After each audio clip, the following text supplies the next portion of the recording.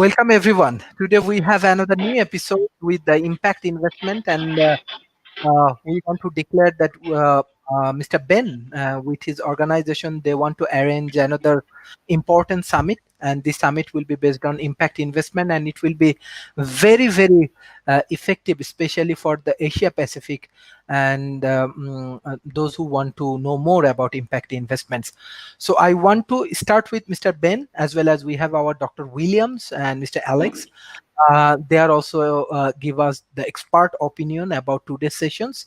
Also, Professor Donald will join with us. So I want to start with Mr. Ben. How are you today, and what the present situations of your preparation, especially your summit, Impact Investment Summit? Oh, so in very short, this is not a summit. This is just normally we have an end of the year get together where a lot of people come together and get drunk. But unfortunately, this year we can't do that anymore.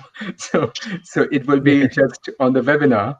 So what we are doing, the topic is finance in climate. So what we are trying to do is divert as much as possible finance into the climate change. And as you know that we lead the largest impact investment group from Switzerland. And impact investment, for those who don't know, means it's just an investment like any other investment with return on investment. Only difference is that these are businesses, projects, or funds which are doing something good for the environment or for the society. So it is quite a big market. The assets have already crossed 800 billion this year, and it is the only sector which is growing very fast despite of COVID. Every other sector has been shrinking in the market, so we have been outperforming them throughout the whole COVID period also. Anyway, so our performance is nearly 18 to 20% per year at this moment. So that's so the webinar. It will be basically three. At the starting, it will be three speakers. One is Mr. Brennickmeier, Stephen Brennickmeier. He's used to be the head of the CNA, the family which owns the CNA Foundation. That's one of the biggest shopping center of Europe, and it's a very old Dutch family, and financially extremely powerful. And he has been an impact investor since many years, since more than 20 or 30 years. And they have been in everywhere. So he will be one of them. And he's also the chairman of the European Climate Foundation. That's one. The second person who is coming is an old friend of mine. He's the former Prime Minister of Netherlands, Balkenende, Jan-Peter Balkenende. He will be, he's very strongly busy with public-private working together or coming together. And secondly, what he's doing very much is he's also the head of the DSGC, that is the Dutch Sustainable Growth companies. So these are the biggest multinationals. There are 6 or 7 of them, which are coming together under DSGC. He's the chairman of it. So he's very strong into moving into how major businesses are working together in Netherlands and in West Europe to fight climate change. And the third person is Elena Kamensetzer. She's the head of the European Investment Bank in the climate office. What they have put aside, 1.2 trillion euros for the next few years to be invested only in climate-related businesses, projects all over the world. So it's not only limited to Europe, it is spread all over the world. So these three are the main, and then it will be just a panel discussion for about an hour or something more with another old friend of mine is coming. He is the Prime Minister of Malta, and also very strong in impact field, and a couple of heads of impact funds, and the chairman of the CLC, the Climate Leadership Coalition, which is the biggest business coalition of Europe, where I'm also on the board of, and the chairman of that will be. So this is just kind of informal get together. The main thing is that for the investors, all those who are coming to attend, it will be mainly about to see what are the possibilities, the risks, and the opportunities available in businesses related to climate change. And for businesses who are doing something in that sector or in this sector, it's very important because then they know where the funds are available and what are the criteria with which they can get the funding for these businesses. So yeah, that's in short. And it's on 15th. 15th of December. Yes. Yes. Definitely. Beside that, I think you finished 26th to 27th October's a very good summit. And Yep. can you share some of your experience and the outcome about your summit? And I'm sure that World Talent Economy Forum, our audience has good interest about your summit. Oh, that was a very, very successful summit. We were quoted from the Parliament of Australia to many other countries. So it was amazingly good because, mainly because of the speakers. And I think, Will, you must be knowing the head of the Rockefellers was there, and lot of, because, by the way, in case if you guys don't know, Rockefellers are one of the biggest impact investors in the Western Hemisphere, and they have been busy with this since quite a long time. And they started, I think, somewhere in 2015. They started with which I learned myself. I wasn't aware of this because I look at impact investment mainly in the financial sector from the point of view of risk and liabilities and the regulations. But apparently, what has been very effective uh, in this is disinvestment.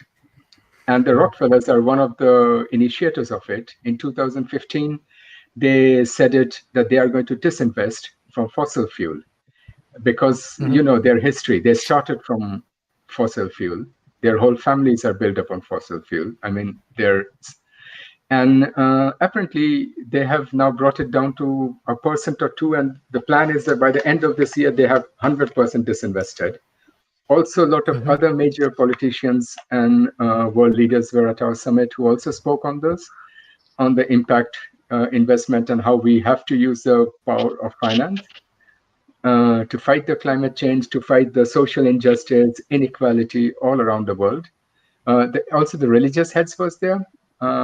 They also came to our event because the Vatican is leading it very strongly, together with the church, the Methodist Church of US, the Church of England. They are putting aside a massive amount of funds uh, under the leadership of the Pope because he is very strong on environment. I don't know if you have read his book, Laudato Si. So he's very strong in the field of environment. So yeah, all these speakers were there, and then from London we had the Johnson, and Brennick Meyer was also there, who mentioned also about how they are looking into that. We are, in his word, he mentioned that we are in a kind of curve when you're driving a racing car. Once upon a time, I used to drive a racing cars also. So when you're in the curve, you have to give gas just to get out of the curve. By normal cars, you start braking, but in racing cars, you have to give gas.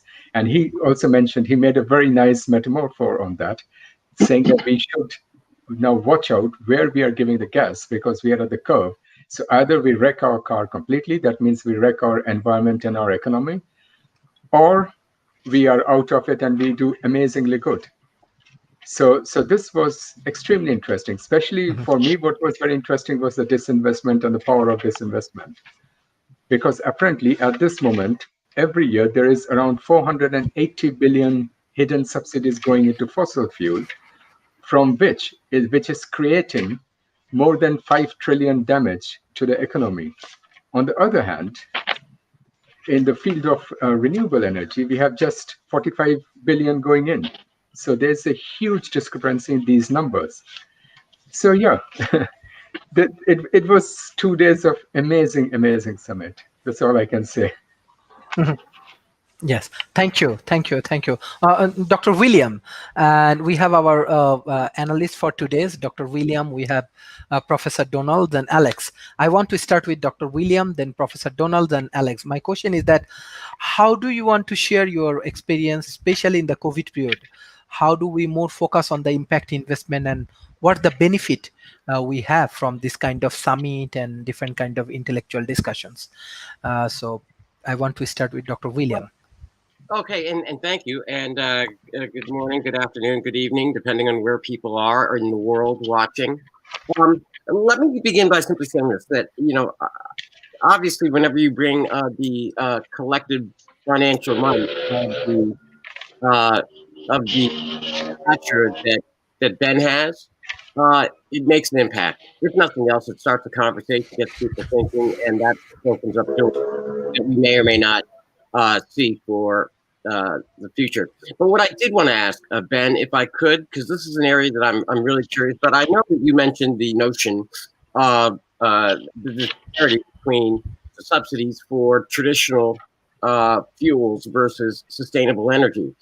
I wonder, because this is, I think, I'm not quite sure where it is on the radar in your financial circles, but that is the piloting projects to clean up the oceans. I mean, there are a number, and or to harness the powers of the ocean. So, for example, it's really been more of an oddity for the mainstream public when they start talking about underwater windmills. I guess I wouldn't even know how to underwater turbines. That's one too.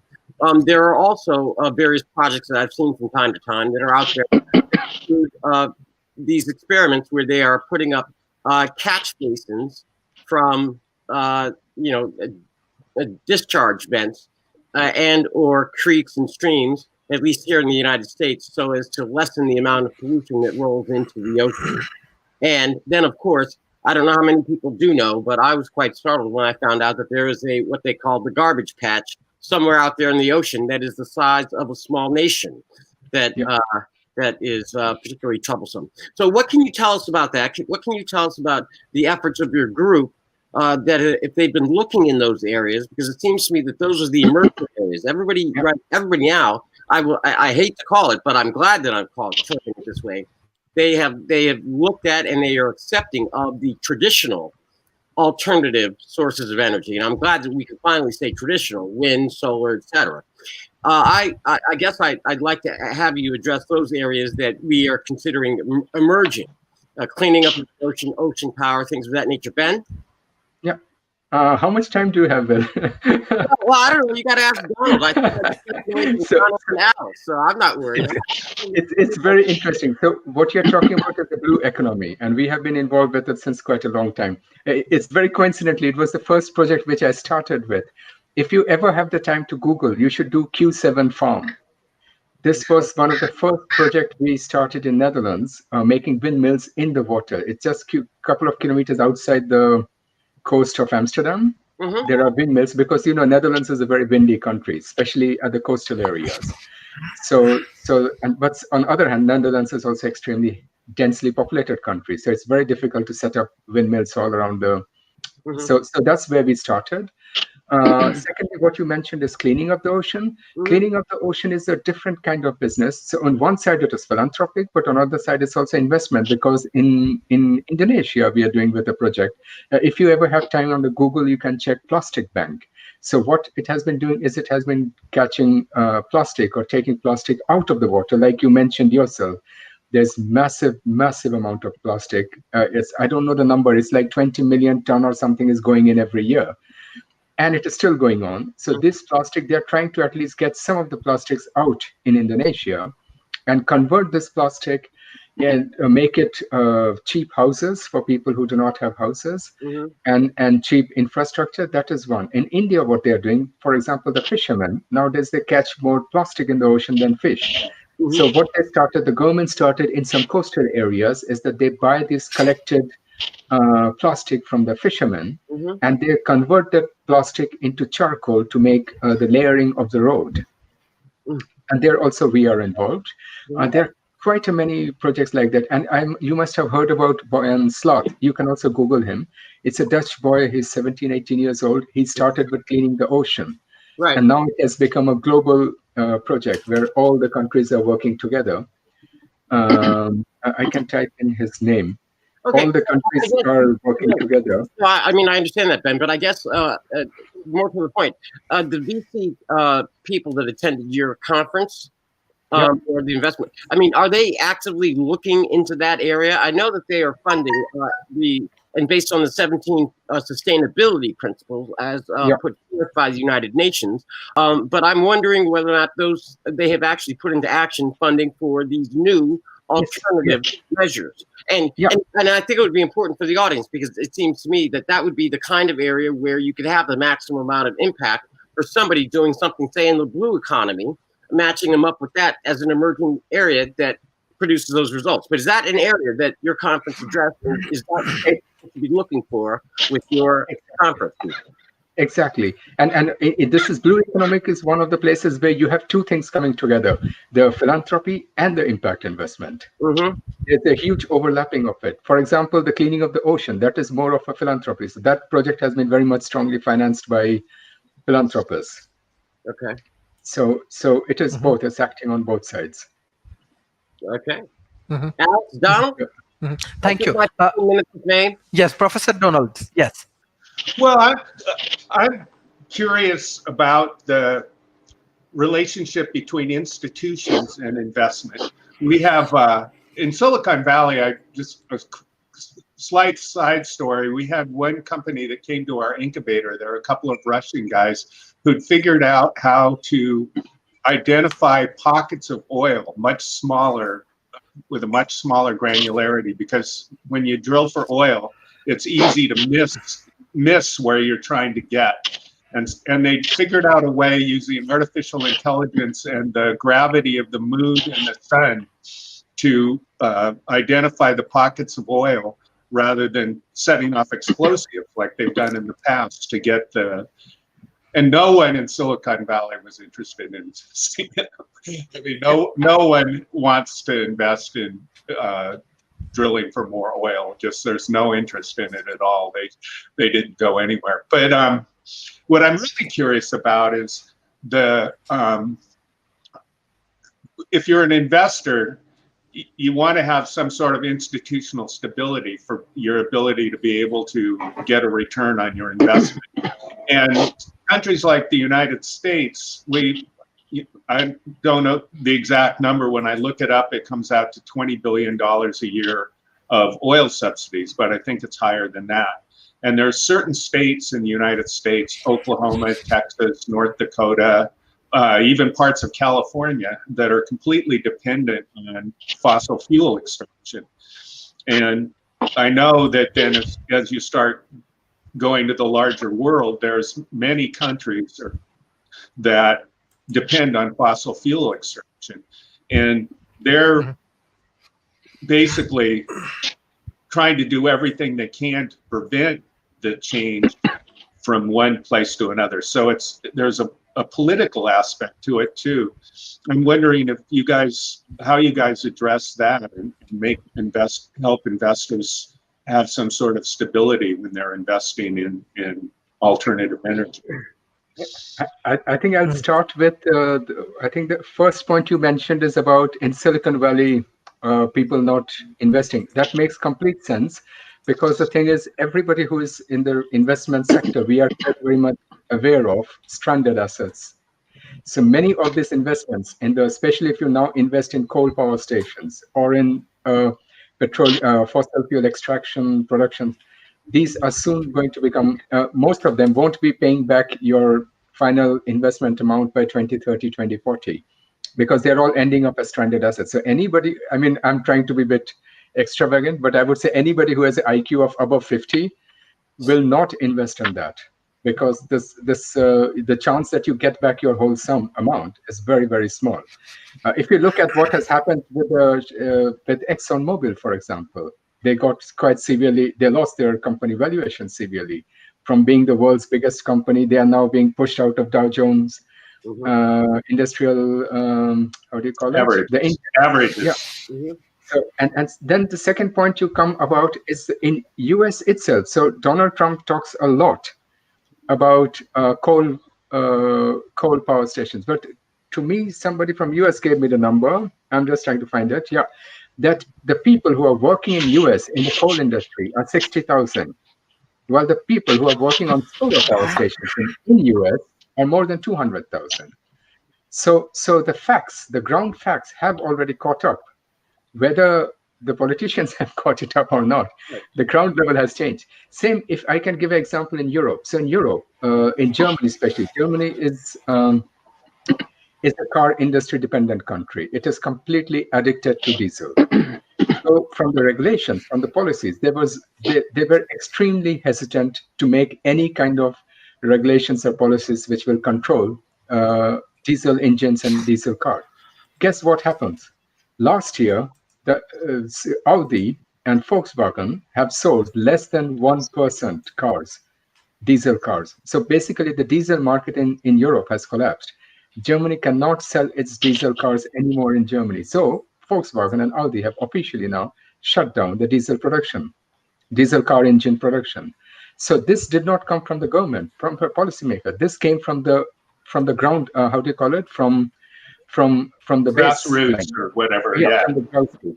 So if as an investor you do not pay attention to these basic facts, you will be you will very soon end up without any money, because the regulations may not move fast enough, and especially with the present government. I'm sorry, but present government you have in US, the regulation may be very how do you call it, detrimental to but the ground level. Even if you look at California, if you look at San Francisco, they are far more ahead. I know also in Washington, just Washington itself is far more ahead with their environmental policies than most of the European countries. In Europe, we tend to talk a lot, but in America, you guys do it. When you make up your mind, you implement it and you do it. I totally agree with you that the way to make a difference is to follow the money. And so let's just take California. There's an area in California called Bakersfield. It's one of the worst towns in the country, most polluted and kind of an awful place, horrible weather. But we have a congressman from there who's actually the head of the minority Republicans in Congress, a guy named Leo McCarthy. And they horrible man. And they keep reelecting the guy because they are clinging with their cold, dead hands to the oil industry that they have down there. And these people still have power. They're still getting their $20 billion. So what happens as that goes away? I mean, there's going to be whole towns, the state of Texas, the state of Oklahoma, all these places, all these people are going to be displaced from the work that they're going to do. And it doesn't seem that the government right now, or God knows when, they're going to be able to start taking the responsibility for helping these people transition into new things. How do investors and the philanthropists that you see in your organization work to addressing that issue? Yeah, I think this is not the first time something like this is happening. If you look at when the manufacturing sector left US, especially in the Midwest, in places like Detroit and all that, you have had experience with this kind of situation. They're a very, very heavily industrial sector, certainly from within a year or two, lost all its companies. Same happened in Germany. I mean, with the East German had a massive industrial structure, and when they combined, when they came together with West Germany, suddenly all the East German industries were out of business. They could not in any way compete with the West Germans. So where the investors, as we can come in, is to come up with alternative solutions. So it's not only we do environmental projects, we are also investing heavily into social projects, because impact investment considers both social and environmental. So in social projects, there are a lot of projects going on re-educating adult educations, setting up alternative farms. And another thing that in my personal experience, we have noticed a lot is the answer to these big movements is the small businesses. The small businesses, they make the impact. They are the ones who at the end of the day turn the corner store, because the big guys, they come, they make their money, and when the business goes bust, they just leave, and often with the help of the subsidy of the government or with the taxpayers' money. But it is the small businesses which stay and which try to clean up the mess left behind by the big guys. So I think that's what we try to do, is encourage and invest heavily into small businesses who can come up with alternative services and products and solutions. If I answered your question. Yeah, well, you did. I think, and I'm totally behind that. That's why our incubator exists, because I'm a strong believer that people, that as problems exist, what businesses are clever people who come up with solutions to those problems and get paid for it. And that's how problems. problems are solved by entrepreneurs basically, and they have to start small because the big businesses have a lot of inertia and they can't change. They have obligations to their shareholders and things, and they theoretically can't change.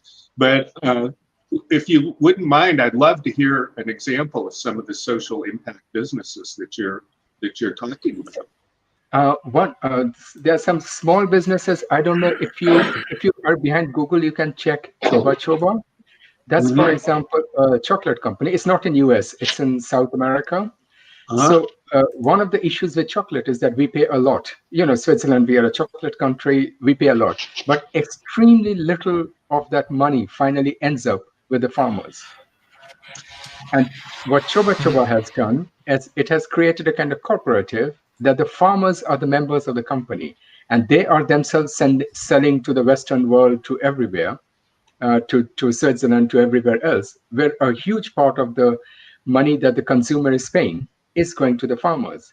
So that's one of the social businesses I can name. Another social business is on education. So we do a lot in educating people, or education, alternative educations. So for example, I think with Sharif, I was having a meeting a couple of weeks back or something, when they were saying in education system in Bangladesh, for example, it's very much focused on educating people to go abroad. And I said that doesn't work on long term, because you have to educate your people with the local issues. You have to educate your children who can come up for your own local economy and not make the whole country dependent on remittance. And these are the basic educations where we focus very strongly also. So that's another example. Third would be energy. So what we do is, so for example, in India, I'm just jumping from countries to countries. Why not?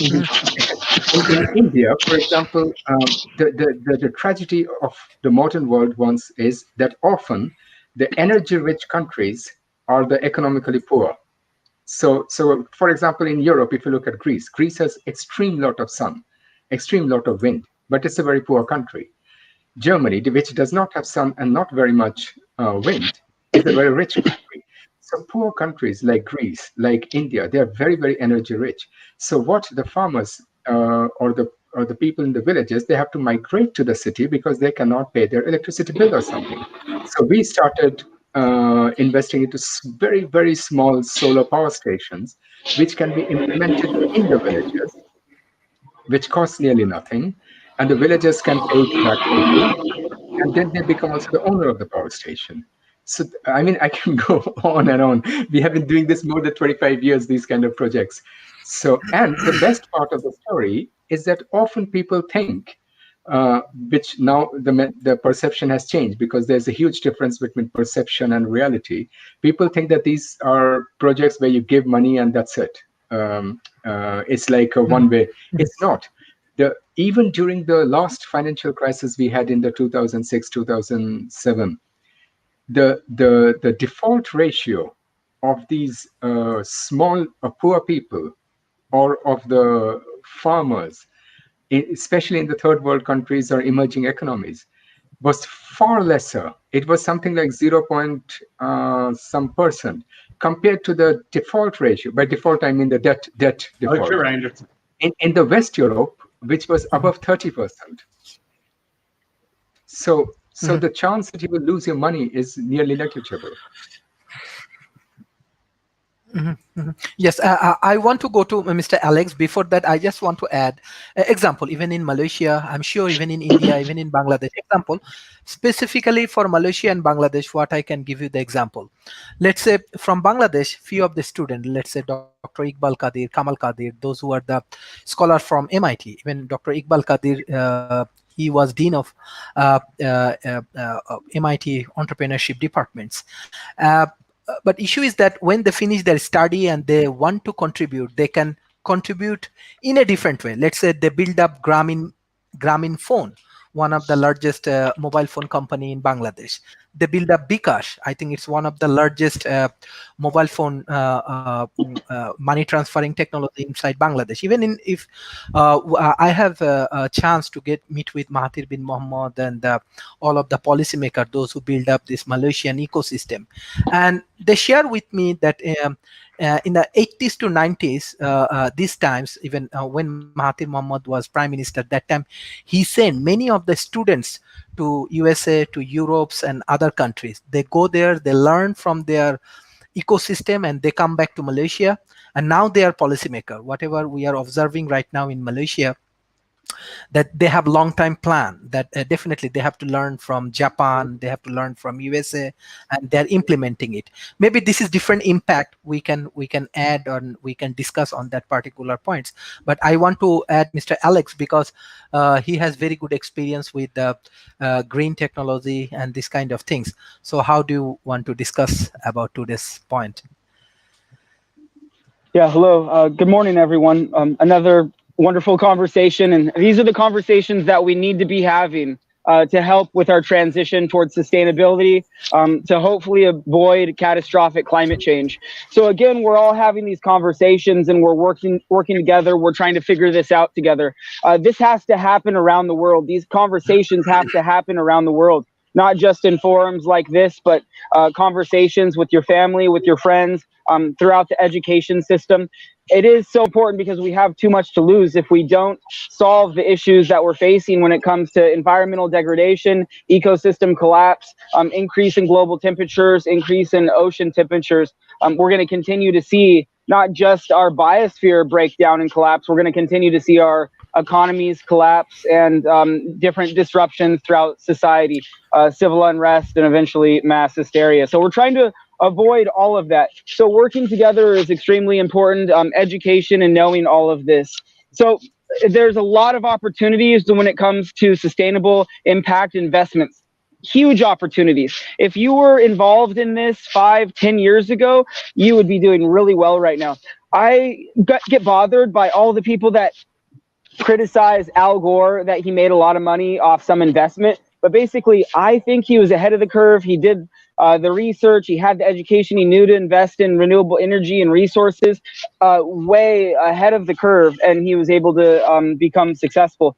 So right now, it's like, it's not too late. There's still a lot of time to get an education, learn everything you can about this transition towards sustainability, global sustainability, and apply yourself in the different sectors. This not only helps lower our individual carbon footprint, our society's carbon footprint, it also helps increase our quality of life, and it helps the economy just by redirecting our attention towards these things. Because if we can't just keep doing things the old way. We can't just keep using fossil fuels. We can't keep using coal. We can't keep using products that are ending up in landfills and polluting city streets and waterways. So I'd like to break down the sectors or some of these subjects into some main categories, whether we talk about any of these categories. So there's main categories. I just wrote some notes right here real quick. And then there's some subcategories that a lot of other economic advantages would come under those subcategories. So transportation, the transportation industry is a huge sector that will be, so all of these will be part of the shift towards either renewable techniques and sustainability, or become more green. So all of these are part of the transition. Everything in our society is going to be part of this transition. So the transportation sector, that's one major sector, one major category, and then there's a lot of subcategories under that. Renewable energy and is another major sector, and there's subcategories underneath that as far as geothermal, wind, solar, tidal energy, and so on. Products. There's a lot of products that are just not sustainable. They're cheap. They are made out of plastic. They end up in the landfill. So we're going to start redesigning our products to last longer, to be more durable, to be derived from sustainable sources, not necessarily from recycled material, but from maybe bamboo or hemp or other sustainable sourced materials, and just with better ethics. So food production, agriculture, there's a lot of subcategories underneath this. There's restaurants, the whole restaurant industry, and what's on the menus at the restaurants you go to. There's stores, what you're purchasing and how you're voting with your money, and all kinds of advantages to eating healthy that also benefits you, your health, animals, and working conditions around the world. How we choose to vote with our money when it comes to food. So that's another major sector. Education, we've touched upon that. That's another major sector that has a lot of subcategories. It might be schools, universities, it might be documentaries and YouTube videos. A lot of and books. Books are important underneath that category. Stocks, as Ben has mentioned, stocks are another huge category that gives us a chance to invest our money in the different sectors through the worldwide internet and technology through stocks. It's we have that, and there's a lot of great investment opportunities with stocks if you do the right amount of research, do the right keyword searches in Google, and just do some reading. Invest an hour or two. You don't even have to invest a lot of money, but everything we invest is important. Doesn't matter if you invest $10 or $100,000. Everything that we put towards anything renewable, anything sustainable, anything green is very important. Technology is another one of the big categories, one of the big sectors, and there's a lot of subcategories underneath that. Technology might have to do with space exploration, computers, cell phones, communications, a lot of stuff that we can change. And it has to do with where we source our materials. It has to do with how we recycle our old batteries, old cell phones, technology. We're seeing the political shift, how we vote politically, who's working on what politically, and that's also important when it comes to impact investments. The entertainment industry, of course, there's a lot of categories and subcategories under that. And then the chemical industry, it's just, there's so many different ways to vote with our money, and you can find your interest in how you want to contribute to impact investments sustainably. And these are a lot of categories. So if you have interest in any of these categories, check out some of the subcategories, do some research online, find out how you can start voting with your money, what products you can buy, how you can support the small businesses, or even help support the corporations. Not that we really like to all the time, but it helps them with our transition. Imagine if everyone complained about more people complained about Coca-Cola and their plastic, Coca-Cola bottles, then they would eventually shift to some sort of bioplastic, and it would set a huge example.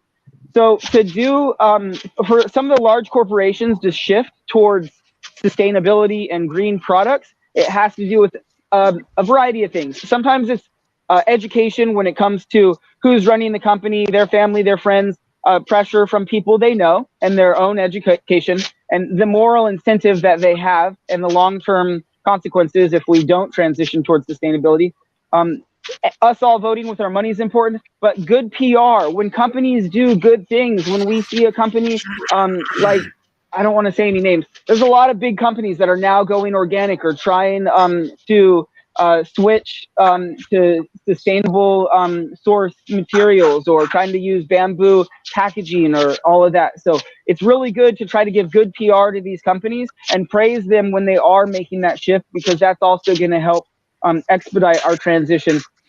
So that's part of public pressure. And then I'm going to go into this. So yes, we are de-investing from the fossil fuels. There's a lot of incentives to that. Obviously, fossil fuels are destroying Earth's biosphere, and it's horrible. So if I talk about nuclear, I don't have any statistics on this, but it does take, correct me if I'm wrong, like 20 to 50 years, a long time to like create or build. Maybe it's like shorter time to build nuclear power plants, but it's a long time. So, but it takes 50 years to decommission them. And the amount of electrical output, the gigawatt that we get from nuclear power is now like not even that great of an investment. We're finding that if we invest the same amount of money in solar fields, that we get return on our investment a lot faster. So that's important to know. So investing towards organizations is also important. We were talking about philanthropy. It's not just us voting with our money and supporting the major businesses and corporations. It's if we have extra money, donating to the companies, the nonprofits and the organizations, the NGOs.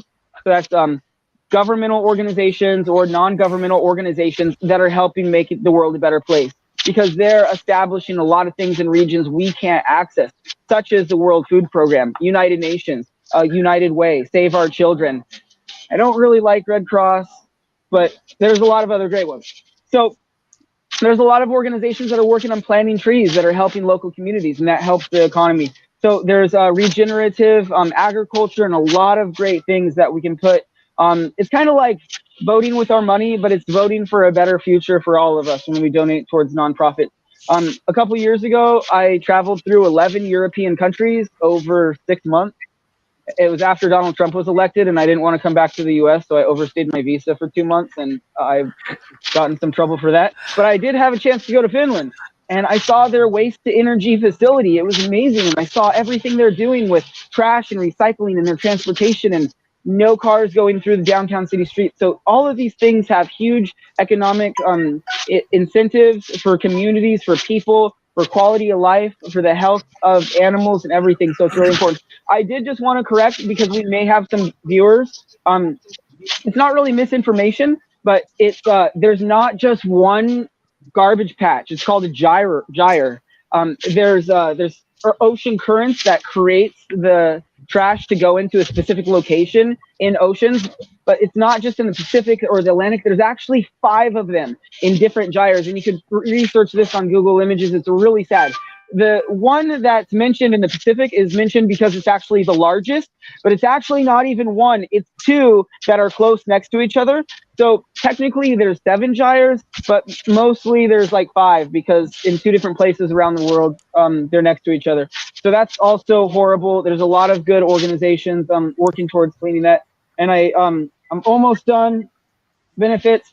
I just wanted to, I don't know if our conversation is going to go towards it, but the U.S. military is also something that we need to focus on, because they are such a large contributor to environmental degradation and using so many fossil fuels. Thankfully, there's been more reports and articles in the last few years that even the U.S. military is transitioning towards renewable energies and putting solar on so much of their vehicles and their bases, and incorporating it in their infrastructure, so they could be more resilient when it comes to some of their training and everything else that they're doing in the future. So I hope that was enough information for everyone. Thank you. Yeah, Thank you. Dr. William, I think that you want to add something for today's discussion. Yeah, actually, I had just an observation, and then I had a question for both Donald and Ben. My observation is essentially this. I certainly appreciate that there's more than one garbage patch, and I was not certainly trying to suggest that there was only one. I think that when I raised that issue, it was so that we could actually get to some form of solutions. And while I appreciate everybody diagnosing the problems, I think we're aware of the problems. However, I think the point of this forum today was figuring out what the solutions are and how we get to it, and just in that regard. That having been said, Ben, Donald, I wondered this question with regard to today, because what we're talking about is we're talking about marrying financial resources to critical areas, alternative areas, in attempt to solve them for the future. I wonder what you guys think of the role of critical mass sustainable investment, meaning that, as an example, when we had this pandemic, which we've now been fighting for nearly a year, at least since we first become aware of it, December of last year, you've seen all the nations around the world focus their economic energies independently and sometimes collectively together to solve this issue. And sometimes they've shared financial resources, other times they've gone it alone. Maybe it's been less than effective. Some are hoping that it's effective. Nevertheless, it seems to me that that is a clear example where critical mass investing.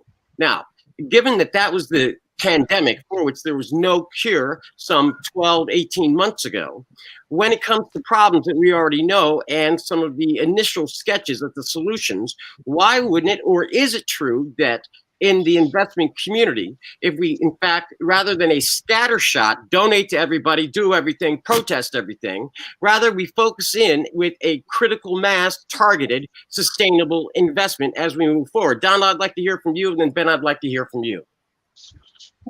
Well, Yes. in Silicon Valley, there's a kind of a, I don't know, folk wisdom that investors are like lemmings. and they find one technology that they get all excited about, and all the venture capitalists kind of invest in the same thing.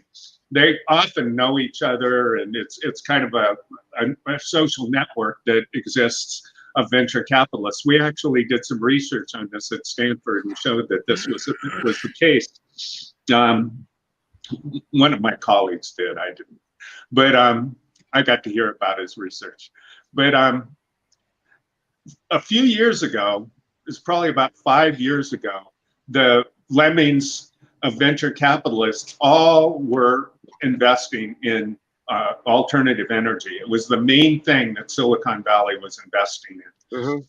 This kind of goes in waves. Like, so right now, because of COVID and things like that, there's a lot of investment in virtual offices and a lot of different kinds of things that are appropriate for the situation. But there's no like leader that can drive them to do it. It can't be a stick, it's got to be a carrot. And I think that organizations like what Ben is doing, showing the value of the investments and soliciting investors, is probably the best way to do it. And it's the most effective way to do it.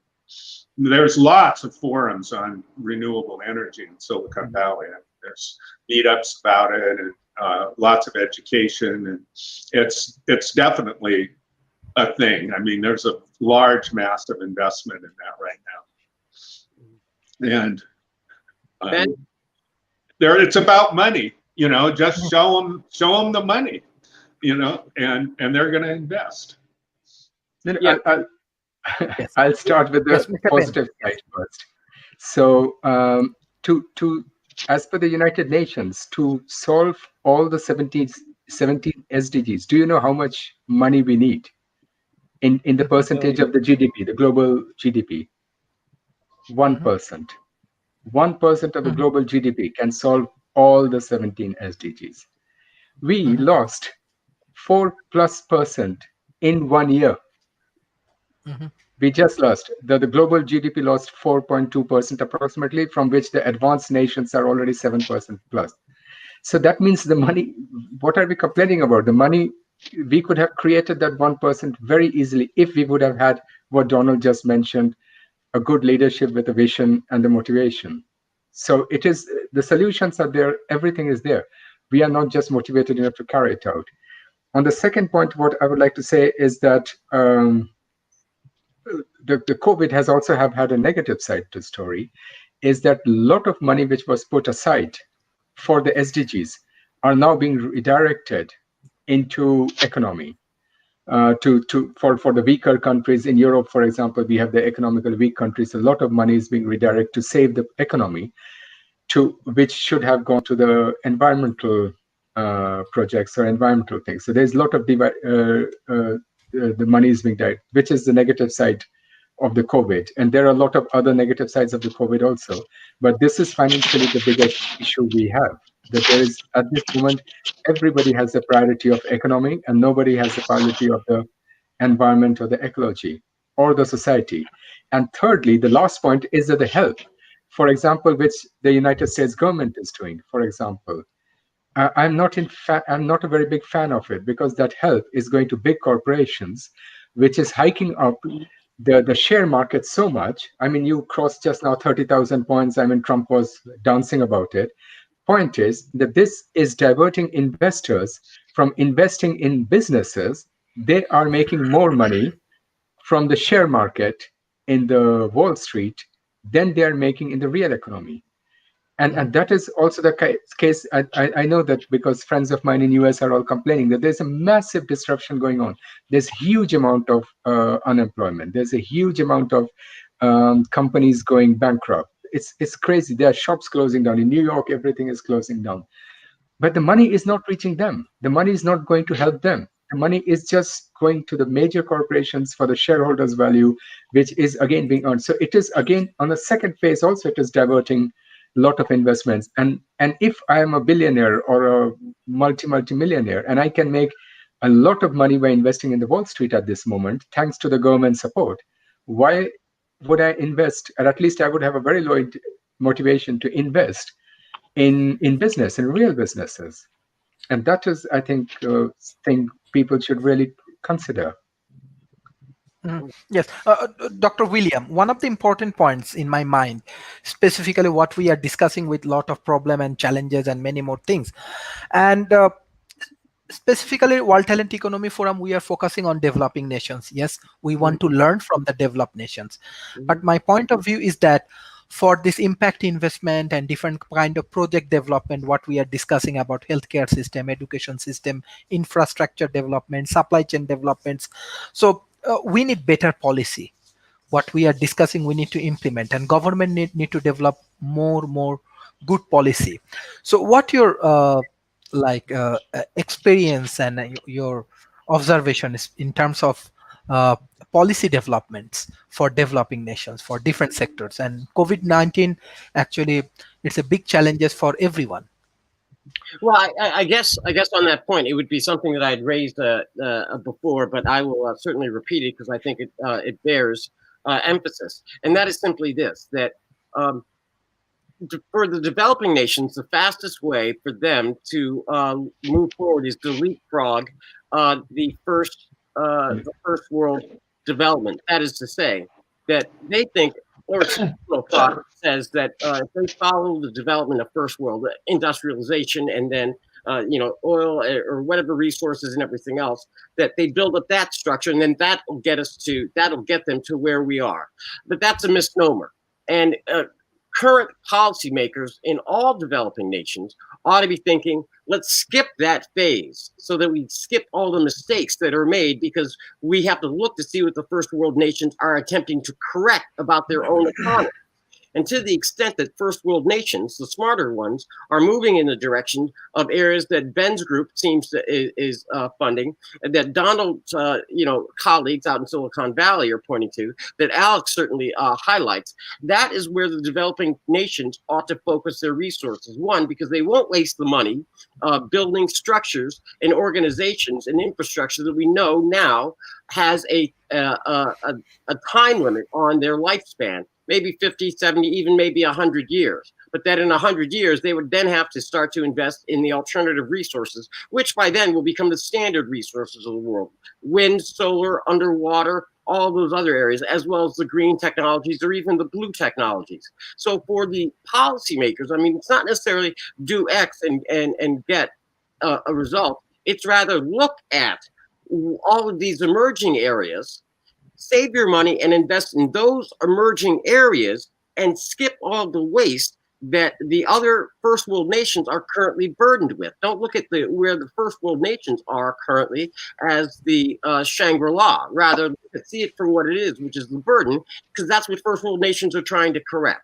So it would start with that. So when a policymaker at any level, in any subject matter, in any of the developing nations, whether it's energy, whether it is a sustainable food production, whether it is architectural or urban planning, look to where the needs that the first world nations are facing and adopt those policies now, or move in those directions now, and skip over making all the mistakes that the first world nations are now spending so much more money trying to correct. Thank you. Professor Donalds, how do you want to add your experience? Specifically, I want to focus on the good policy, because I think that policy is very important right now, especially government has to manage many things. Well, yes, that was sort of that was kind of touched of the very first question I asked, which is ultimately there has to be some top-down control over it. And I think Ben said it very well, is in the United States, what's this sort of meritocracy, independence philosophy has caused the government to lower taxes so much on the large corporations that they're doing exactly what Ben said. What they've been doing is taking the extra money that they make and buying back their stock. And since there's less stock, the stock's worth more money. And that provides absolutely no value to anyone. And small businesses are far more risky, and many of them don't make it. So investing in a small business is risky, but investing in a company who you know their stock's going to get bought back and their prices are going to is really no risk at all. So people are just taking money and investing in money, which doesn't help anyone. And so I lived, he mentioned Finland. I lived in Finland for about 7 months. And the people pay much higher taxes there. Not actually that much, really. They pay higher taxes there. And but they also are committed to helping being more environmentally sound. So, and I'd like, here in California, we are too. In California, we've got rules. We're going to get rid of petroleum cars. I mean, they're on the way out.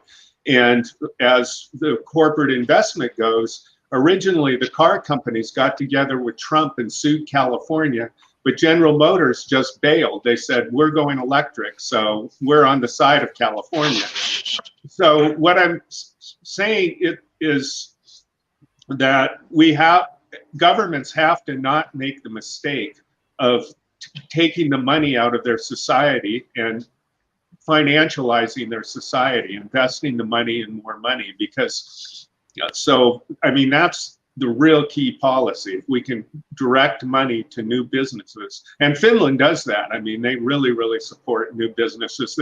They when Nokia basically went broke and got bought by Microsoft or whatever happened to them. No, there's part of Nokia that's still doing well, but it was a huge economic hit on Finland, which it was one of the like 7% of their GDP or something like that. It's huge, but they took the money. They worked together, started all these incubators where people that had left Nokia with all this talent started companies, and it revitalized their economy. I mean, that's just beautiful. And they're a little teeny country. Silicon Valley has several times the GDP of Finland and a larger population. So it's something that even little countries can do. Just make sure that you're not financializing your company, your country, and making it more lucrative to invest in money than it is to invest in businesses. And I think that's one of the very key policy things that people have to do. Mm-hmm. Yes, Mr. Ben Banerjee. Yes, what the advice you want to give specifically for policy for impact investment? There are many issues. Government. Yes, yes, definitely. Since Donald also mentioned it, I would say look at Finland. It is really a perfect, because I know Finland a little bit. I'm in the board of CLC, the Climate Leadership Coalition, which is also head office in Helsinki. Ah, nice. Also the Prime Minister Martti Ahtisaari is my colleague, and also Esko Aho. So, and Finland is very ambitious. They, while Europe is saying about going carbon neutral by 2050, Finland wants to go carbon neutral by 2035. How they're going to do it, that's another story. But they are very ambitious, especially the present Prime Minister is very ambitious. So yes, I would say for the emerging countries, Finland is no better than any other emerging country. Finland has hardly any natural resources, has hardly anything, but they are one of the most richest country in Europe. It is just by having smart policies and thinking long term, especially if you look at geothermal energy, they're far ahead. And Finland is very happy to share its knowledge, technology with anybody who is interested to know it. I mean, you can always contact me. I can help you with the Finnish government. So they are excellent. And what Donald mentioned, that the government is very proactive with helping small businesses, because most of the Finnish knowledge, and especially what happened with Nokia, is a very good example. Most of the Finnish knowledges are in small companies, in small group of people, small companies. They are running Finland, not the Microsofts, Googles, or Facebooks, but the small ones. And that you see the impact on the ground level, that how much impact they're having on this positive side. So I would say what Donald mentioned, I would just agree to it. And also what William said earlier, leapfrog. I mean, if you look at Africa, what Africa did with mobile technology, they did not have to go like the first world from cable telephone to old-fashioned telephone to normal mobile. No, they just jumped. They have all smartphones. Even Russia, I was telling this example. I was in Moscow last year, and the taxi driver asked me, I asked him, can I pay with card? He said, yes, of course you can pay with card. So when I reach my destination, I give him my card, and he's looking at me all straight. Says, what? I said, you said I can pay with card. He said, no, I meant by telephone. So all the payments they do with, and I am coming from Switzerland, which is like one of the advanced nation in financial. I didn't know what he was talking about. So that is what I mean by leapfrog, that the emerging markets, the emerging countries can jump up.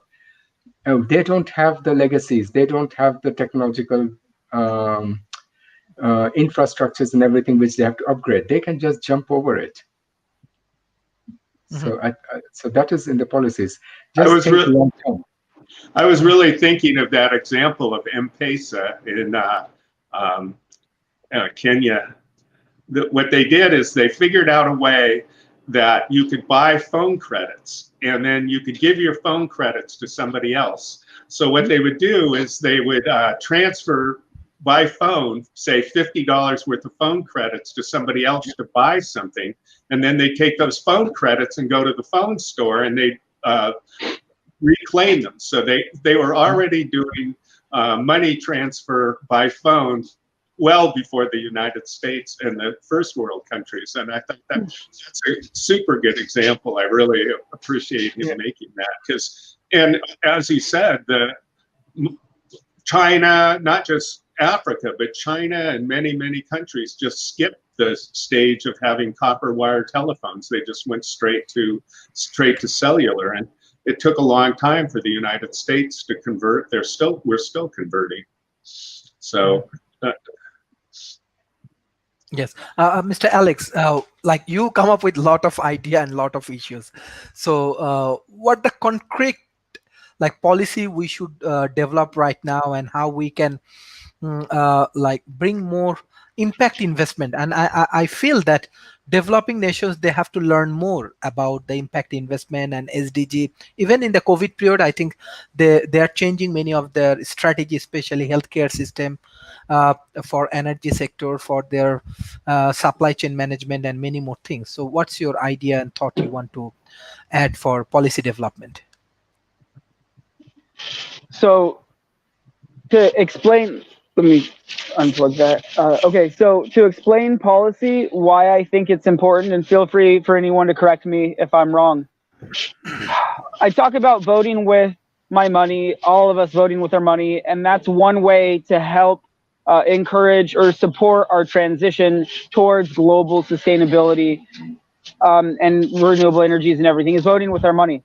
So there's a lot of policies that are in place that help balance our society. One of the policies I can think of, now correct me if I'm wrong, if this is a policy or not, or something similar, is like smog regulations or a littering fine. If there was no littering fine, and if there was no smog regulation, like such as California, how they're really strict, there would be less incentive for everyone to. So I think laws and policy help on like a wide scale. So if we keep telling people, don't litter, please don't litter, no, littering's bad for ecosystems, we can continue to try to tell people as activists, to reach people, to try to provide all the information we can. But once it gets too late, like right now, because we're past the global warming tipping point, pollution is out of control, that's when you have to implement policy, because it seems like it just gets you caught up with where you should have been. Instead of a whole bunch of activists trying to reach people in all these different ways, you put in a policy, from a political aspect, and it just changes everything more widespread. So obviously, here in California, it's illegal to litter, and that's something that's been, obviously well known. There's smog regulations. Sometimes that fluctuates with how much pollution or incomplete combustion and toxins come out of a car. So that's another type of policy, from what I understand. Another one is paint. Every single thing that we paint unless it's non-toxic, zero VOC, has toxic chemicals in it, off gases, toxins. So if you paint the inside of your living room or your house, it's off-gassing toxins for 20, 30 years. You're breathing that in, especially if you don't have plants to filter out the air or any air filters. So there's a policy or it's a regulation in California that all of the paint sold in California has to have under a certain VOC level. VOC stands for volatile organic compounds. Now, if you look at California's policy versus all of the other states in the United States, we're actually the best. We have the least amount of pollution and toxins and carcinogenic chemicals in the paint here. So I think that was like a policy that we implemented. So around the world, we're so far behind when it comes to taking action on climate change. So the Paris Climate Agreement would have put in widespread policies. This is how much the fossil fuel industry it can emit carbons into the atmosphere, and this is how much pollution a car can emit. So I think it would just like the Paris Climate Agreement would have put policies on different countries around the world, and we would have, and if the U.S. didn't pull out of the Paris Climate Agreement, it would have set an international example. Not only because the United States is maybe one of the global superpowers and with a population and its contribution to the GDP, it just, I was really disappointed when Trump pulled us out of the Paris Climate Agreement, because that would have helped secure a lot of policies and just set a really good example. So I did notice someone asked a question on the forum. What are the benefits of sustainable investment for underdeveloping countries? And I just the simplest way to answer that, I think, is just looking at it from a long-term perspective. Instead of having a short-term mindset, drilling for fossil fuels, making money quick, cutting down all your trees, for lumber, and then not having them as a resource. Just sustainable. If you Google search or look at the definition, is what it sounds. It's sustainable. So unsustainable stuff is just when we're looking at things or extracting resources with a short-term mentality, but we need to have the long-term steps in place just to survive. I mean, we got to think about the future generations of the world, and we got to think about the animals and what we're leaving. And so I just think that sustainable investments is so important. It just has to do with how do you want things to look in your country, not in 5 or 10 years from now. How do you want things to look in 20 or 30 and 50 years from now? There was also a question, do we think that sustainable investments is going to become mainstream after the pandemic? And pandemic or not, yes, it is going to become mainstream. I don't even know if it has anything to do with the pandemic. It was going to happen one way or another. It has to be. There's no other way. We have to live sustainable, and we're going to continue to see climate-related disasters and ecosystems collapsing around the world. So yeah, that's very important. I wanted to mention that I've now seen Bernie Sanders speak like 6 or 7 times, a lot of times. So I went to where the Paradise Fire was, where a lot of houses were destroyed, a lot of people died, and I watched his speech where he released his climate change plan, what he was doing to help solve climate change if he became president. Personally, I was a strong Bernie Sanders supporter, so I went to as many rallies and listened to as many speeches of his as I could. So what he was working on, and it was part of his whole plan, so he was trying to provide like some sort of free education to all the people working in the coal industry, because he knew, like we all know, that there's not going to be as many coal jobs in the future because we are transitioning towards renewable energy. So he was providing some sort of package or plan that was going to help anyone that wanted to get an education in solar technology, and that was going to help provide them with jobs, so it would have less of an less of an economic impact when we did shift towards sustainable technologies. So he incorporated that with what he was trying to do. So that was important. And I had a couple more things. Oh, I wanted to mention, since we're talking about sustainable investments, there's different types of cryptocurrencies that did kind of get brought up. So Bitcoin is really bad sustainable.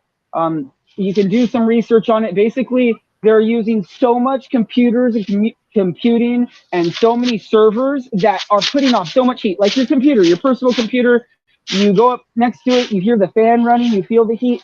Imagine that times like a million or billions. There's so many computers and servers and all of this that has to do with Bitcoin. So they're having a hard time keeping them cool. So what do? They burn fossil fuels, and they have like air conditioning units. They're trying to put them under the ocean, and it's bad. Anything that puts off that much heat and using that much energy is bad. So I'd recommend researching other cryptocurrencies.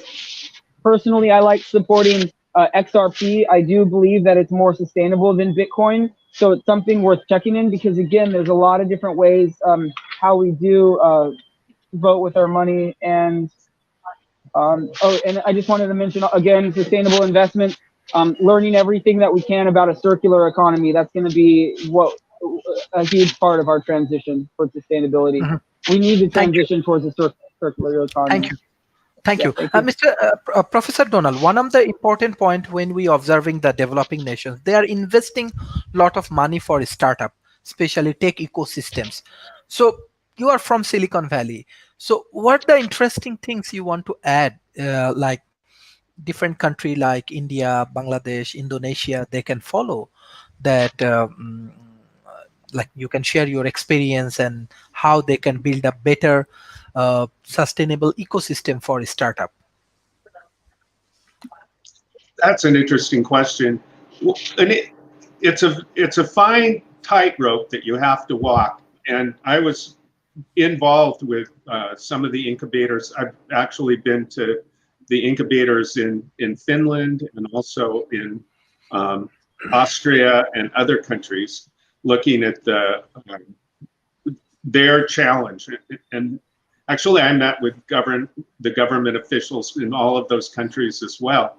And if you have an incubator, there's always a danger that the incubator becomes the customer of the startup. And what I mean by that is incubators often give low cost or free office space. They help invest in the company. And what winds up happening is that the people direct their energy towards getting more money from the government and keeping this low cost or free office space and things like that. So they don't really compete in the marketplace. And it's a fine line because, and Finland has been able to start doing it. I think you'd want to look at Finland for a country that actually did that. But Finland is also limited because most of their customers are in Finland, and Finland 5 million people, so they can't really grow into being a very big company. But big companies.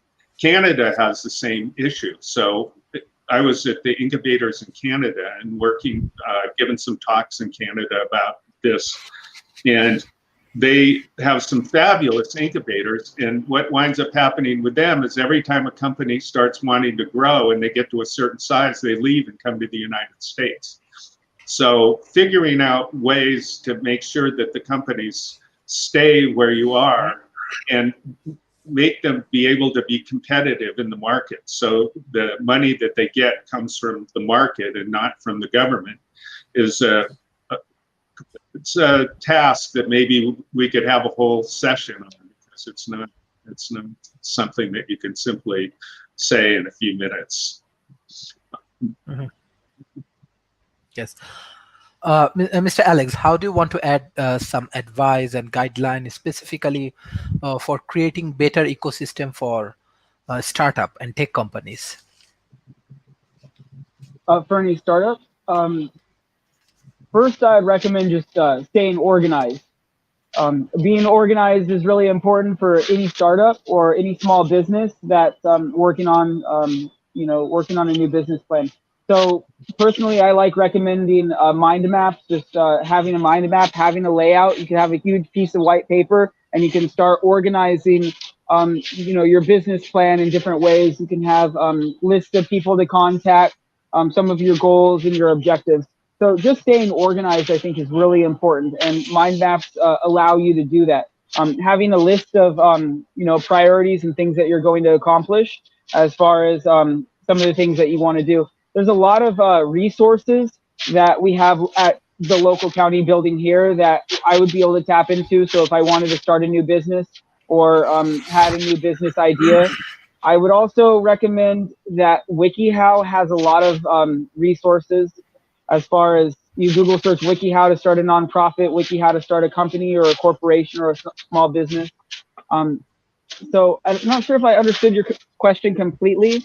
I would just I would continue to do a lot of research. I would have notes. I would write down all my thoughts and ideas and use the internet.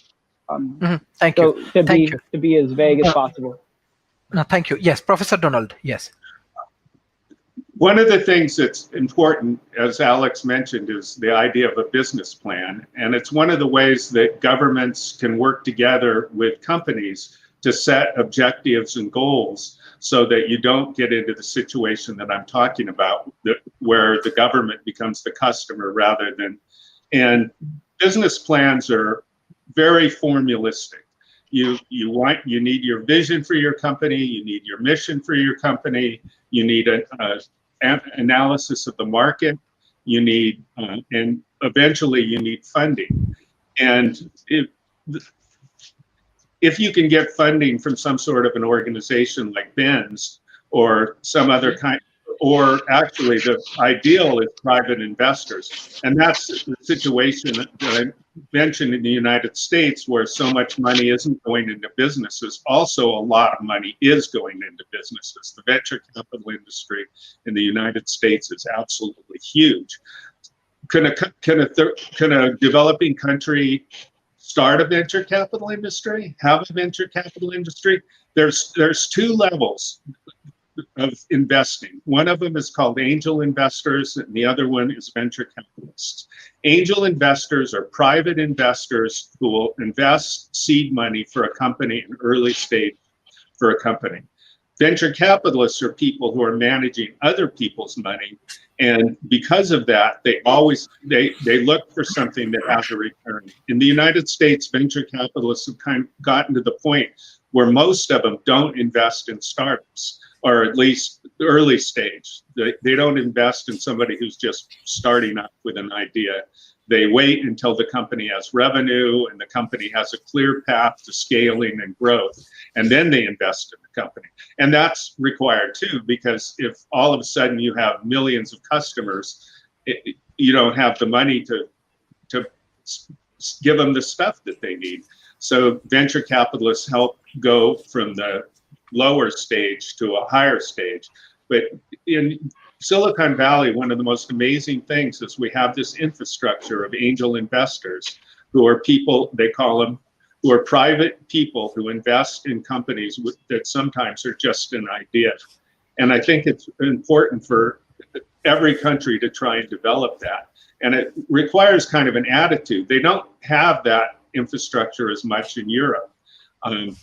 People in Germany and Finland and things like that are very careful with their investment because they're small. Well, Germany isn't, but Finland's a small country, and if you invest in a company that doesn't work out, then that's a big deal because it's a small country.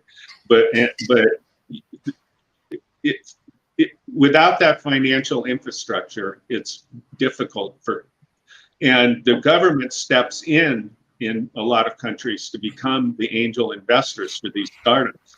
But as I said, you need to have a good, firm idea of who your market is and actual objectives so that you don't wind up with the government being the customer instead of the people you're trying to sell it to. Mm-hmm.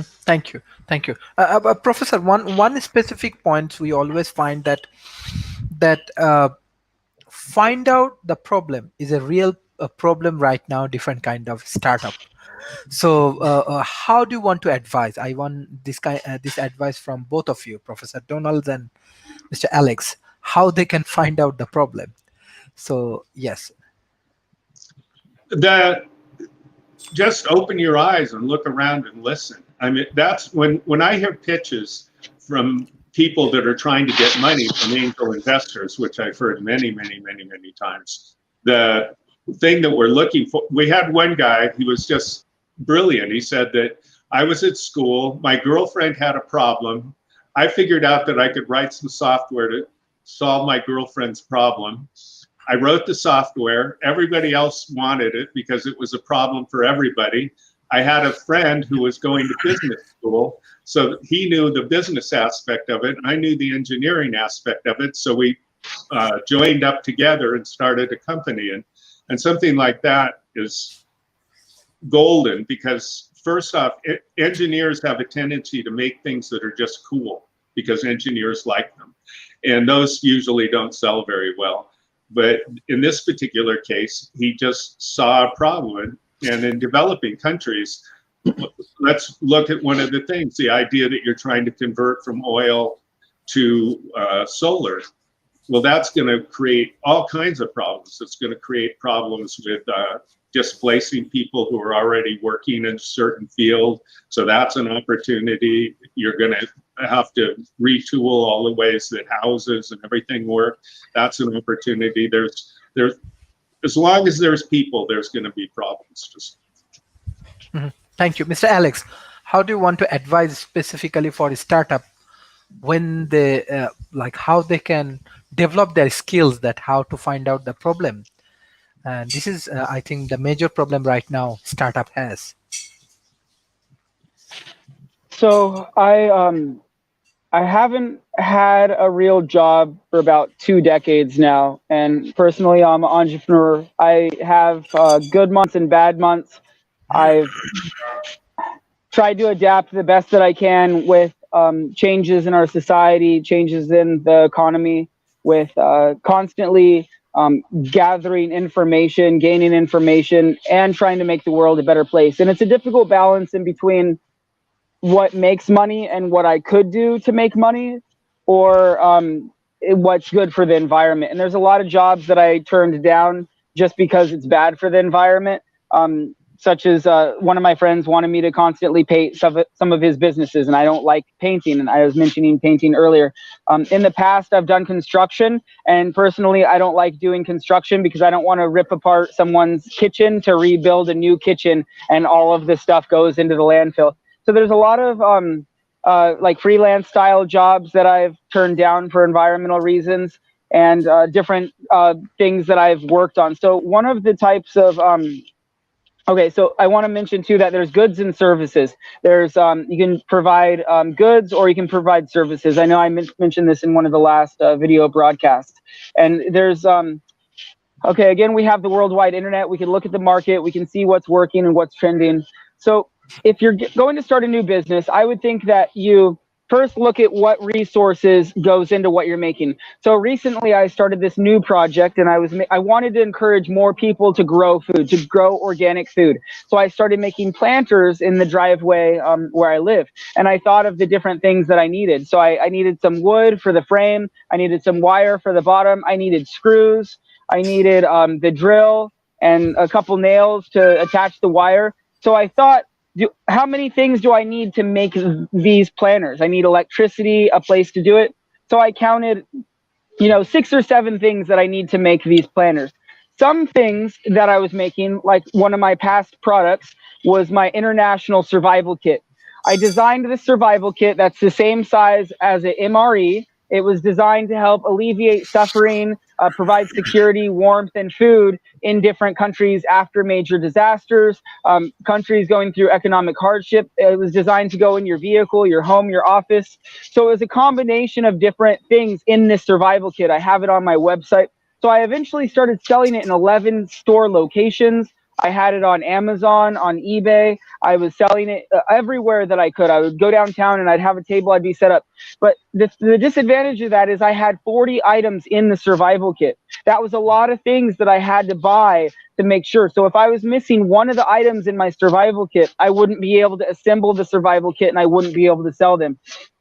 So when I think about becoming an entrepreneur and creating a new business, I think of how many different things do I need to buy or acquire to provide some sort of service or some sort of good. And I didn't like the survival kit because it had too many things. It was I could have made it smaller, but so there's different aspects. I really like my planner project. It's helping encourage more people to grow food, and it has a good environmental aspect. So in the past, I started a plant nursery, and I really liked doing that because I liked propagating plants and cloning plants. I was cloning Nepal cactuses, figs, goji berries, blackberries, grapes. And it was nice because I would cut the plant, make a new one, and I could duplicate one plant and do a whole bunch, and I could sell them. I'd also take a whole bunch of paper cups, put a whole bunch of dirt in them, plant a whole bunch of seeds, and I would be able to get those out. So I like when I have an idea, something that's scalable, something you can do like planting a lot of seeds, and it helps our transition towards people eating healthy, eating organic,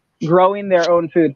So before I would start another or a new business idea, I would think, is it going to benefit people? Is it going to cause pollution? Is it going to help the environment? Is it going to help sequester carbon? Is it going to help?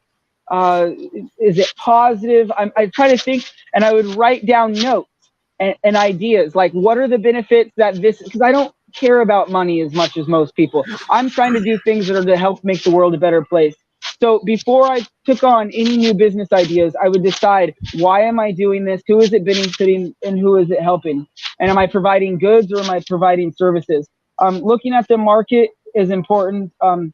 Seeing new trends, what's becoming sustainable? What are people buying more hemp products? Are they buying more bamboo? What type of cutlery can be made? There's a lot of new ideas that we can come up with that helps with our transition towards green products. I've even purchased, ahead of the curve, I purchased a lot of websites just so I actually own envirolize.com. I purchased environmentalization.com and a whole bunch of green websites that I bought. So that was also part of the shift. Starting a new project or a new company, getting involved in any of that, I guess you would first decide if you're going to start a small business, a LLC, a organization. And once you've reached those steps, so research is important. Knowing your market, knowing who you're selling your product to, who you're working with is important. Time management, I think, is one of the most important things. If you try to generalize having a successful business, is time management. Are you going to go out and, I don't know, explore and play video games and watch sports and TV shows and all these other things people do? Or are you going to focus on investing your life hours, doing the reading, doing the research? What do you need for your business? What are some contacts? What are some good resources? Deciding a good domain name, doing a lot of social media work, reaching out to people, trying to network as best you can during this pandemic. So time management is extremely important when it comes to the success of a business. A lot of the most successful people in the world manage their time very well. They didn't go out on the weekends and party. They didn't get distracted by drama and societal issues. They didn't watch a lot of TV. They educated themselves the best they could, and they redirected it into time and balanced their time. So I think that's a huge part of being successful, and that's also an important part of helping make the world a better place. Right now, I'm managing my time to be on this show, and if I'm doing something outside of this, I just think, is what I'm doing, is it helping me become successful? Is it helping the environment? Is it helping my quality of life? Is it helping animals? Is it helping set a good example? So again, if we live better lives, I think that it's also more sustainable, just making good choices, living a good life when it comes to impact investment. Because if we're all the best people that we can be, we would have a more sustainable society in general. So Thank you. Even with this World Talent Economy forums, we have audience from different countries, and you are creating awareness for them. You are developing a relationship. I'm sure that even today's audience, all of you contributing, Professor Donald, this is very important. And maybe with your initiative, like example, with the collaboration of World Talent Economy Forum, we can get access more countries. Even we have access in around the world. So hopefully it will be very good initiative for everyone. So I directly want to go for the concluding remarks. Even this week, day after tomorrow, we have session for climate actions, and hopefully both of you will join this climate action things, and we need more expert like you, those who want to join in the climate actions and this kind of discussions day after tomorrow. So so if you have your friend, your colleagues, they want to join with us, I already share our World Talent Economy Forum's session with you, Professor Donalds, and with you. So hopefully it will be very, very interesting session day after tomorrow. So I directly want to go for the concluding remarks. I request Professor Donalds, then Mr. Alex. Professor Donald. Well, something that Alex said about how he was trying to make his survival kits and he ran out of some of the things in the survival kits. That's a problem that many startups run into, is basically the idea when you make something material, you have to have the materials to make it. And if you're not making enough money to buy the materials from your selling, you kind of get in this catch-22 situation where maybe a lot of people want your product, but you just don't have the financial ability to be able to create. And that's where investment comes in. But it's real. Investors need to make money. That's why they invest. They invest to make money. So when you're creating your company, you have to persuade people to invest in you, even if it's the government. You have to give a persuasive argument. And I think maybe one of the things we can do in the future is talk about business plans and how they work, and pitches about how people actually pitch their ideas to investors, because I know that pretty well because I've seen it so much. And but the most persuasive thing is, as I said, you talk about a problem that's being solved, and then it's got to be a connection to something that you know that people are going to pay for. You have to do that. And then what you do is you figure out who is it that's going to pay for it, and that's your market. And then you have to understand how you're going to get whatever it is to the market that you have. Like setting up a stand at a flea market or something like that's one way. But usually what happens is there's companies that already distribute something similar to what you're making. And so you make contacts with larger companies, and they become the conduits for you to sell stuff.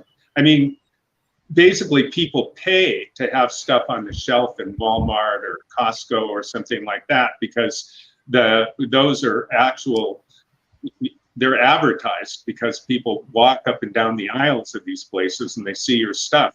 So if you can get your stuff in some place like that, you're going to do kind of well.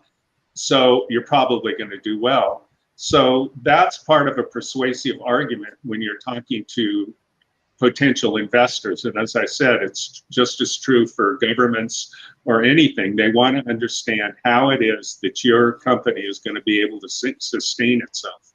And so that's the advice that I give, is just when you're starting out, just ask yourself, how much does it cost to make it? How many can I sell? What's the difference between the two? Somebody came to me the other day and with a company, and I asked them that question, and the answer was, well, we'll lose money, on every sale. Why would anybody invest in that? And so basically that's the key to a persuasive argument when you're starting a company. Mm-hmm. Yes, thank you, Professor Donalds, and you are contributing a lot for World Talent Economy Forum. And by this way, every time we are actually developing, and our audience especially, they are learning a lot. So, Mr. Alex, yes. Yes, thank you. So I know we mentioned it in one of the last episodes, and I don't know if we can mention it enough. I did want to mention Kiva. It's a really great website that people can donate to Kiva, to the people that are requesting small business loans, and it helps a lot of developing countries around the world. I haven't been to the website in a long time, but if they want to start a small farm or agricultural project or some sort of small business, it allows people that have the financially capability to donate to the people trying to make a new business. So I do know that the success rate of paying back those loans to the people that initially invested in those businesses is extremely high. So Kiva.com, I'd recommend checking that out because that allows us to help people in the developing world. So for me, one of the things that helped me become a small business, an entrepreneur, and invest is credit cards. So that's some sort of business loan. You do have to pay a lot back on it, but if you have a good business idea, if you manage your money well, if you manage your time well, that could work out. Another thing is starting small, like the plants that I was talking about, making clones, planting seeds, maybe a small survival kit. There's certain stuff that's scalable. You can start small and you could eventually go big. Most of the time, the larger you go, that's when you start making more money because you're able to buy a larger volume of seeds all at once. Or with my survival kit, I'd be able to buy one of the products in my survival kit in bulk, so I would pay less money for that cost. So starting small and having it scalable. If you're starting a business and it's not scalable, you can't start small and then grow it larger. Then you have to figure out a way how you're going to get that initial investment, how you're going to get a loan, who's going to help you, whether it's family, friends, what do they call that? Investor or a government loan. So different options. I want to mention communications is also important. If you're starting a small business, there's different aspects of a business. It's not just you coming up with a goods or a service or having your business plan together. Also learning about communications, trying to know how to communicate with people confidently, because it's, if you're trying to sell a product or do your own company. So communications, advertisement, learning as much as you can about advertisement, because not only when you have a company, a product, or you're trying to push a service, advertising is important. Whether it's using social media, using print media, different forms of marketing, different forms of mass media, advertising is important. So that would be on your mind map. You would create the communications aspect, who you're going to communicate, why, how you're going to get the product out, advertisement, your investors, what you need for your business, that would all be listed. Again, if you're thinking about starting a new business and if you're thinking about what you're going to create, a very, very important first step that you might want to think of is, are you creating something that people want or are you creating something that people need? There's two huge categories. Now, a lot of the environmental degradation that we're seeing around the world, a lot of ecosystem collapses and extracting resources beyond Earth's ability to recharge those resources aren't because we were extracting all these resources for things that we needed. A lot of times it's for things that we wanted. That's when consumerism takes over. People are buying stuff, owning things that they want and not things that they need. They're owning a large volume of stuff. So I think that before more of our future and our transition towards global sustainability is going to be more people voting with their money and buying things that they need. It might be buying organic food, good healthy food. It might be buying good durable clothes or a solid electric car, or things that we need. I think we're going to transition away from just buying so much stuff that we want. I think that that we're going to start seeing more disruptions around the world. So I think that's going to be an important thing to think about when you are starting a new business. And I may have had one more concluding remark, but thanks again for this important discussion. I look forward to joining more of these conversations. And again, time management is so important. There's only so many hours in every day, and we got to balance our time to live a good life. Mm-hmm. Thank you.